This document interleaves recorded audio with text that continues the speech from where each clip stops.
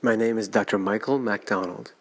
My role at Highland Hospital is Chief of the Division of Otolaryngology Head and Neck Surgery in the Department of Surgery. On a surgery day, I will do between 4 and 6 surgeries. I'll treat 4 to 6 patients, so I'll do surgery on 4 to 6 patients, which may involve several procedures for each patient. So for example, today I have 4 surgical patients, and on each one of them there's between 3 and 5 procedures. 10 days ago I did a surgery on a patient that had a cancer of his voice box, so laryngeal cancer, that failed initial chemotherapy and radiation. That was the first attempt to cure him. And the second attempt was to do an endoscopic resection of the tumor, and at that time we thought he had been cured and that all the tumor had been removed, but unfortunately it recurred.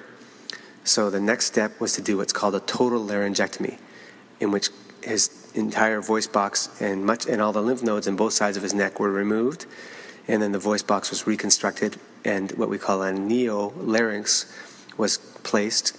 So generally, the patient does return on the road to recovery and on the way to recovery.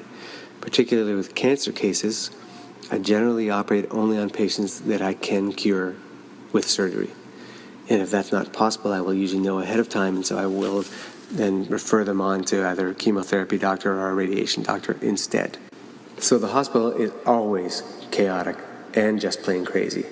And that's because we have such a high volume. You know, we treat indigent population, patients that don't have insurance, some patients that do have insurance, and we treat the entire county and service the entire county. With other physicians, especially surgeons traditionally are known to have large egos, and it's probably quite accurate. So they don't like to be second-guessed or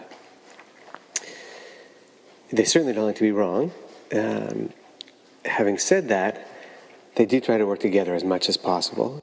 If the county hospital system wasn't around, the patients that it serves, particularly the indigent population or the population that don't have health insurance, I think would be at a significant loss. I would like to think that language and cultural barriers don't directly affect a procedure chosen for a patient to solve their problem or even their outcome. However, language and cultural barriers can certainly make it more difficult to get to the bottom of things. It makes it more difficult to take a medical history. Occasionally it makes things more difficult in terms of physical exam. And often it makes it more difficult for the patient to even relate to what the doctor may be looking for or asking. Certainly an important part of any medical training includes treatment and service to indigent population, and in tertiary care centers like Highland Hospital. And these centers, often the best medical training takes place because the most difficult cases come in and the most complex medical problems are found there. Perhaps the most critical part to being a successful doctor at Highland Hospital is communication. Communication with the staff, with the residents that we work with the other physicians, and with the patients. There are many elements that keep me going and give me energy in the hospital. Perhaps the first and foremost is the service element. There's real gratification to being able to provide the service that we do provide. The complexity and the challenge of the cases that we see is also incredibly exciting, stimulating, and gratifying, particularly when we succeed in solving them. The 2 things that I like the most about working at Highland Hospital are, number 1, I love the challenge. It's definitely very inspiring and stimulating, and keeps me going to have the complex, difficult cases that we see.